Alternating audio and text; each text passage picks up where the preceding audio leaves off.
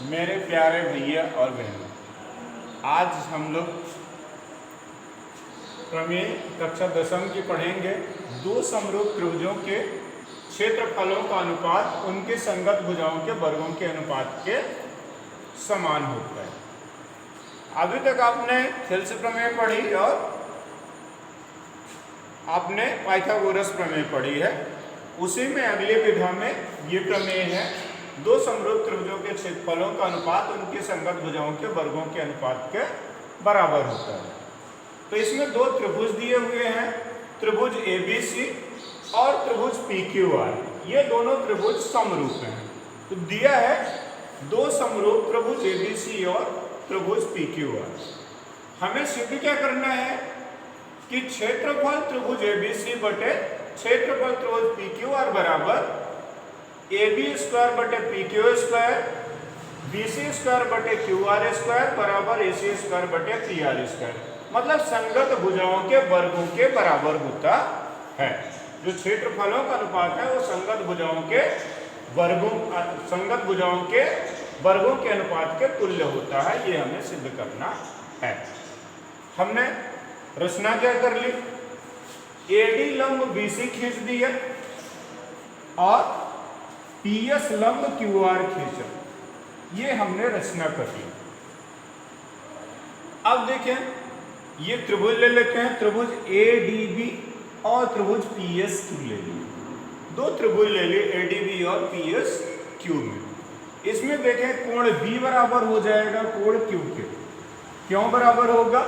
क्योंकि त्रिभुज ABC और PQR जो है समरूप त्रिभुज है, इसलिए उसकी संगत भुजाएं होंगी।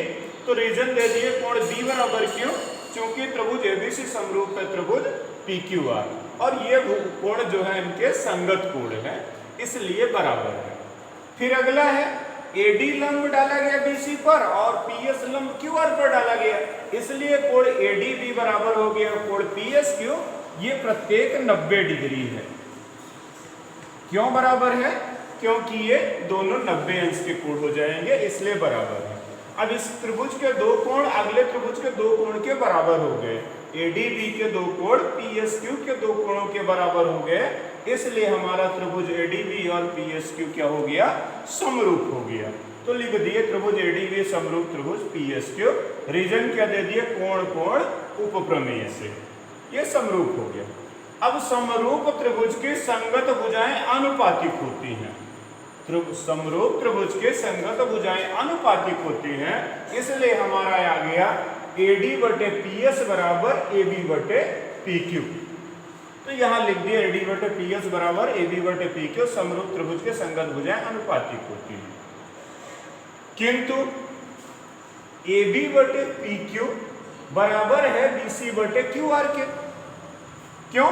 क्योंकि त्रिभुज ABC और PQR समरूप है। समरूप है तो उनकी संगत भुजाएं अनुपातिक होंगी, तो इसलिए ये भी बटे PQ बराबर है BC बटे QR। यहाँ AB बटे PQ बराबर है AD बटे PS, यहाँ AB बटे PQ बराबर है BC बटे QR। तो हमारा क्या हो गया? AD बटे PS बराबर हो गया BC बटे QR को। इसको हमने समीकरण 1 कर लिया। अब त्रिभुज के क्षेत्रफल का सूत्र होता है, त्रिभुज का क्षेत्रफल बराबर 1/2 आधार गुणे ऊंचाई। ये त्रिभुज के क्षेत्रफल का सूत्र होता है। अब क्या है कि क्षेत्रफल त्रिभुज ABC बटे क्षेत्रफल त्रिभुज PQR निकालते हैं।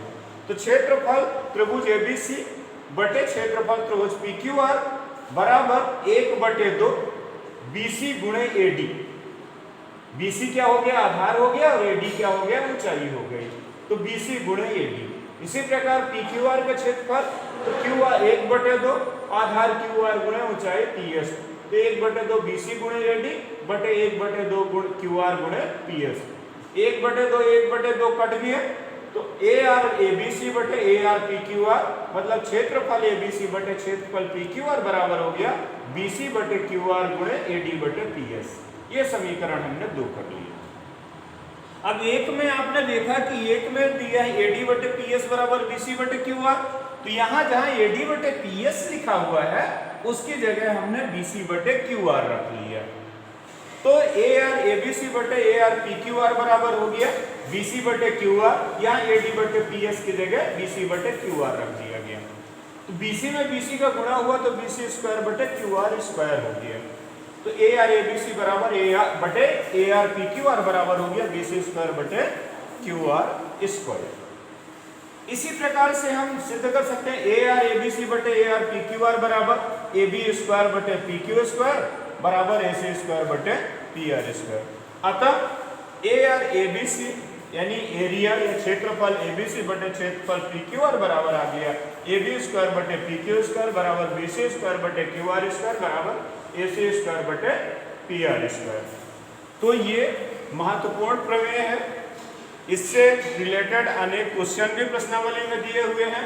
अतः समस्त भैया बहन इन प्रश्नों को हल करें, इस प्रमेय लगाएं और इससे संबंधित प्रश्नों को हल करें। जो प्रश्नावली 6.5 में दिए हुए हैं तो 6.4 और 5 को हल करें और ग्रुप में शेयर करें और ग्रुप में भेजें, एक दूसरे को समझाएं, लाइक करें। धन्यवाद। बंद करें।